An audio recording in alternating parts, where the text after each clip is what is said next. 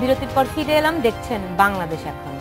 জনাব জহিরুদ্দিন স্বপন, আপনার কাছে প্রশ্ন রেখেছিলাম যে যেই অংশগ্রহণমূলক নির্বাচনের জন্য বিএনপি এই অবরোধ কর্মসূচি পালন করছে, সেই অবরোধ আসলে অংশগ্রহণমূলক হচ্ছে কিনা। অংশগ্রহণমূলক নির্বাচন যত সহজ বা দৃশ্যমান, অংশগ্রহণমূলক অবরোধ, আন্দোলন, হরতাল কিন্তু অত সহজ নয়। আপনার নিশ্চয়ই স্মরণ আছে, এমনকি 1970-এর নির্বাচনেও শতকরা 27% ভোট নৌকা মার্কার বাইরে পড়েছিল। এবং আপনার নিশ্চয়ই স্মরণ আছে যে এরশাদ বিরোধী আন্দোলনের সময়ও দীর্ঘ 9 বছর, আমি তখন একজন ছাত্র রাজনৈতিক নেতাকর্মী ছিলাম, এরকম বহু কর্মসূচি ব্যর্থতায় পরিণত হয়েছে। ফলে জনগণের নৈতিক সমর্থনটা কিন্তু সবসময় দৃশ্যমান হবে না।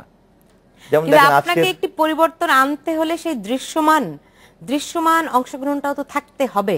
পরিবর্তনের নির্দিষ্ট সময় তা তো অবশ্যই দৃশ্যমান হতে হবে, পরিবর্তনের নির্দিষ্ট সময় তো অবশ্যই দৃশ্যমান হতে হবে। সেটা মানে কবে, কখন, সেই সময়টা কখন আসবে, এটা কখন আসবে সেটা একটি ভিন্ন প্রশ্ন। কতদিন, তা না হলে যতদিন না আসবে, মানে আপনি কি বলছেন আসবে নাকি আনবেন, সময়টাকে নিয়ে আসবেন নাকি সময় আসবে? আমি বলছি যে দুটো ভিন্ন প্রশ্ন। কখন আসবে এটা একটি প্রশ্ন, আর পরিবর্তনের আকাঙ্ক্ষাটা আছে কি নাই আমি বলি আছে। কখন আসবে এটা আরো অনেক শর্তের উপরে নির্ভর করে। উত্তরটা হলো না আসলে জনাব যে কখন আসবে বা আদৌ আসবে কিনা, এটা এখন রাজনৈতিক আন্দোলন সবসময় একটু যে কর্মসূচি বিভিন্ন দল দিয়ে আমাদের বাংলাদেশে এবং তৎকালীন পাকিস্তান আমরাও দেখেছি, যেমন 6 দফা কখন আসবে নেতৃত্ব। আমাদের একটা সমস্যা হচ্ছে বর্তমানে যে এমন পর্যায়ের কোনো নেতা বা নেত্রী, এমন নেতৃত্ব নাই যে পুরো জাতিকে এক করতে পারেন।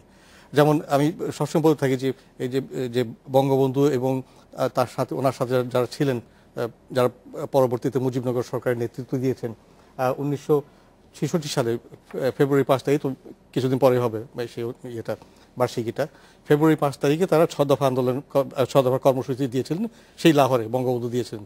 66 সাল থেকে আরম্ভ করে 71 সাল, এই 5 বছরে আমাদের জীবনে যে পরিবর্তনটা এসেছে, তো সেই রকম পরিবর্তন খুব বিরল হয় না। তো ওই ধরনের নেতৃত্ব ছিল বলে। আর এখন তো এরপর যেটা এই আওয়ামী লীগ নেতৃত্ব, মুক্তিযুদ্ধের নেতৃত্ব, 6 দফার নেতৃত্ব, এরপর থেকে কিন্তু আমরা যে ওই যে ন্যাশনাল লিডারশিপ, একদম জাতীয় পর্যায়ে একজন নেতা আসবেন বা একটা দল আসবেন, একটা গ্রুপ আসবেন, আমাদেরকে একত্রিত করবেন, সেটা নাই। তো তারা করতে পেরেছিলেন।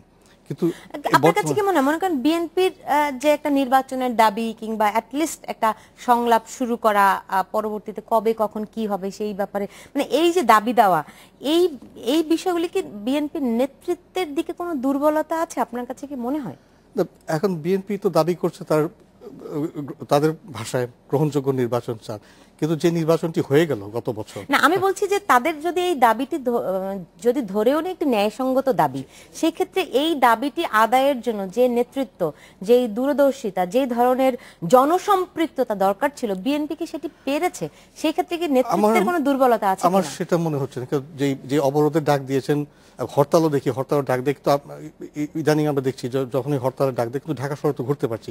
হ্যাঁ, স্কুল বন্ধ, কলেজ বন্ধ, বিশ্ববিদ্যালয় বন্ধ, কিন্তু আমি অফিস যাচ্ছি, আমার কাজকর্ম করছি। তো সেই জনসমর্থন, মানে সমর্থনের কথা বলবো না, জনগণের যে অংশগ্রহণটা সেটা দেখা যাচ্ছে না। তো যার ফলে যেটা হচ্ছে যে বিএনপি যেটা বলছে যে এটা একটা আন্দোলন, এটা আমার কাছে আন্দোলন মনে হচ্ছে না। এবং তাদের দাবি, তারা নির্বাচন চাইছেন, চাইতেই পারেন। গত বছর এই নির্বাচন তারা অংশগ্রহণ করেননি, তারা তত্ত্বাবধায়ক সরকারের মাধ্যমে চাচ্ছেন। তো সেটা কতটুকু হবে কি হবে, কিন্তু এটা তো স্বীকারই করতে হবে যে নির্বাচনটা হয়েছে গত বছর, এটা কিন্তু আপনি সংবিধান বহির্ভূত হয়নি। তো যার ফলে এখন অনেকে বলে 153 জন হয়েছে, হ্যাঁ হয়েছে, এখন আমি নির্বাচন করলাম, আপনি করলেন না, তিনি করলেন না, আমার কিছু করার নেই। আর যদি সেই নির্বাচনটা না হতো, তাহলে যে সাংবিধানিক সংকটটা হতো, তখন তো আরেকটা পরিস্থিতি হতো, যেমন 2007 সালে হয়েছিল, সেই নতুন দ্বিতীয় তত্ত্বাবধায়ক সরকার এসে গেল, তারপর তো দেখলাম তারা 2 বছর রয়ে গেল। তারা অনেক ভালো কাজ করেছেন, কিছুটা সমালোচনা মুখে পড়েছেন।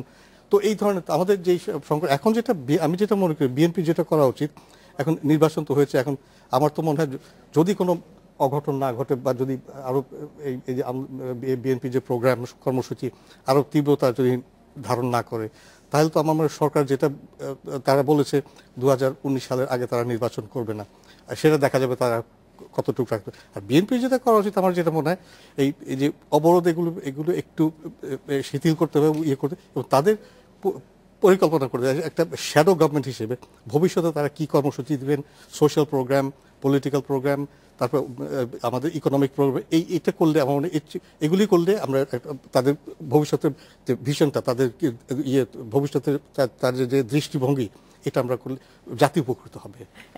জনাব জহিরুদ্দিন স্বপন যেমনটি বলছিলেন, আপনি শুরুতেই বলছিলেন যে এই অবরোধ কর্মসূচিটা আসলে খুব পরিকল্পিতভাবে দেওয়া হয়েছে তা আপনার মনে হয়নি।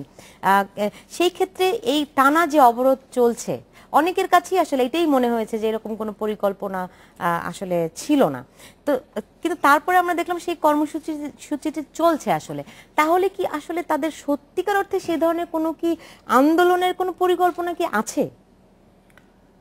আন্দোলনের পরিকল্পনার চাইতে বড় প্রশ্ন হলো যে যেহেতু সরকার বিগত 2014 সনের 5ই জানুয়ারিতে যে নির্বাচনটি অনুষ্ঠিত করে একটি সাংবিধানিক সরকার বলে দাবি করছেন, সেই নির্বাচনটিতে ভোটারের অংশগ্রহণ ছিল 5 থেকে 7% মতো।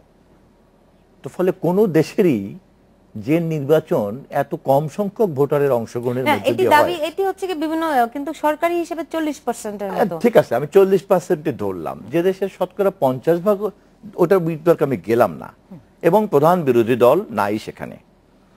তো এরকম একটি নির্বাচন, অর্থাৎ ক্ষমতা পরিবর্তনের উৎসটাই যদি এই পরিমাণ বিতর্কিত হয়, এবং সেই বিতর্কিত প্রক্রিয়ার মধ্য দিয়ে ধরেন বিএনপি ক্ষমতায় আসছে, আপনি আওয়ামী লীগের কথা বাদ দেন, যেমন 1996-তে আমি নিজে ওই পার্লামেন্টের মেম্বার ছিলাম, বিএনপি এককভাবে নির্বাচন করেছিল, তাই না, ফেব্রুয়ারি।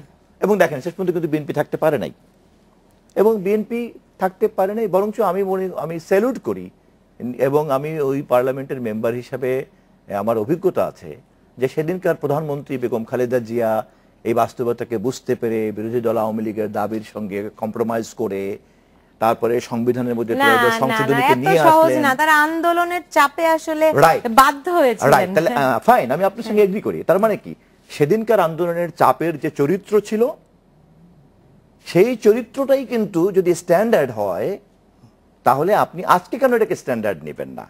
আপনি তখন যদি ওটাকে স্ট্যান্ডার্ড ধরেন, তা আজকে কেন স্ট্যান্ডার্ড ধরবেন না? না, তখন আমরা রাস্তায় মানুষ দেখেছি, হাজার হাজার মানুষ যারা আন্দোলন সংগ্রামে, মানে তারা আওয়ামী লীগেরই কর্মী যদি ধরে নেই, তারা রাস্তায় মাঠে ময়দানে সবাই তাদেরকে দেখেছে। এখন কোথায় সেই বিএনপি? তো আমরা নিঃসন্দেহে দেশের অর্ধেক মানুষ ধরে নিচ্ছে আমরা বিএনপি সাপোর্টার, কোথায় তারা? তাদেরকে আপনি রাজপথে দেখেন নাই, কিন্তু সেই 96-এর নির্বাচনে পরাজিত বিএনপি কিন্তু আবার 2/3 মেজরিটি নিয়ে এই দেশে ক্ষমতায় এসেছে। নিশ্চয়ই। ফলে ইলেকশনের রেকর্ড দেখলেই কিন্তু বোঝা যায় যে বিএনপি এবং আওয়ামী লীগের জনগণের মধ্যে সম্পৃক্ততার পরিসংখ্যানটা কত, এটা তো আমি জানি। তাহলে শুধুমাত্র কৌশলে আমি একটা দলকে বাধ্য করব, তুমি যদি রাস্তায় সেই পরিমাণ একটা নৈরাজ্য তৈরি করতে পারো, তাহলেই আমি তোমাকে আন্দোলনের সার্টিফিকেট দিব, আর যদি তুমি তা না পারো, তাহলে আমি বলবো যে তোমার পক্ষে কোনো লোক নাই। এটা তো কোনো মানদণ্ড হতে পারে না। হতে পারে না নিঃসন্দেহে, কিন্তু আপনি বলছেন আন্দোলনে, মানে এই ধরনের রাস্তায় নৈরাজ্য তৈরি করার কথা বলছেন, কিন্তু এখন যেটি হচ্ছে সেটিও কি এক ধরনের, যে নাশকতাগুলি হচ্ছে সেটিও এক ধরনের নৈরাজ্য নয়? অবশ্যই, আমি আপনার সঙ্গে একমত, এবং আমি খুব অবাক হয়ে যাচ্ছি যে জেনারেল মাহবুব সাহেব, বিএনপির স্ট্যান্ডিং কমিটির মেম্বার, তিনি হাসপাতালে গেলেন, তিনি পেট্রোল বোমায় অগ্নিদগ্ধদেরকে সমবেদনা জ্ঞাপন করলেন, এবং তিনি সরকারকে আবেদন করলেন যে প্রকৃত অপরাধীদেরকে ধরা হোক। আজকের পত্রিকায় যুগ্ম মহাসচিব রুহুল কবির রিজভির বিবৃতি দেখলাম যে সরকারই বরঞ্চ এই ধরনের নাশকতার পরিকল্পনা করছে, আর সরকার তো প্রতিদিনই বিএনপিকে এই ব্যাপারে অভিযুক্ত করছে, এমনকি বেগম খালেদা জিয়াকে হুকুমের আসামি করে মামলাও করছে। তাহলে একদল অপর দলকে এইভাবে দায়ী করছে এই পেট্রোল বোমার জন্য, যারা বর্ষণ করছে তাদের বিরুদ্ধে। তাহলে ক্ষমতায় যিনি, তারই দায়িত্ব এটাকে খুঁজে বের করার। এখন তারা সেই ধরনের পরিকল্পনা খুঁজে বের করছেন না। এখন তারা সেই ধরনের পরিকল্পনা করেছে এবং নির্দেশনাও দিয়েছে। গতকাল স্বরাষ্ট্র প্রতিমন্ত্রী বলছেন যে স্থানীয় যারা প্রতিনিধি থাকবে তাদেরকে এই দায়িত্বটি পালন করতে হবে। তারা জনগণের, তার মানে এখন পর্যন্ত পারে নাই আপনার বক্তব্য অনুযায়ী? নিঃসন্দেহে পারে না, কারণ প্রতিদিনই গতকালও 2 জন মানুষ মারা গেছেন, নিঃসন্দেহে পারে না। বিএনপির অভিযোগও সত্য হতে পারে, যেহেতু এখন পর্যন্ত পারে নাই। আপনার কাছে কি মনে হয় বিএনপি আরাফাত রহমান কোকোর মৃত্যুতে শোক পালন করছে, এই সময়টিতে কি একটু অবরোধ প্রত্যাহার করা যেত না, কিংবা পরবর্তীতে আরো ভেবেচিন্তে কোনো কৌশলী কর্মসূচি দেয়া যেত কিনা, সেই প্রশ্নের জবাব আপনাদের কাছে চাবো। তার আগে নিচ্ছে একটা ছোট্ট বিরতি, সঙ্গেই থাকুন।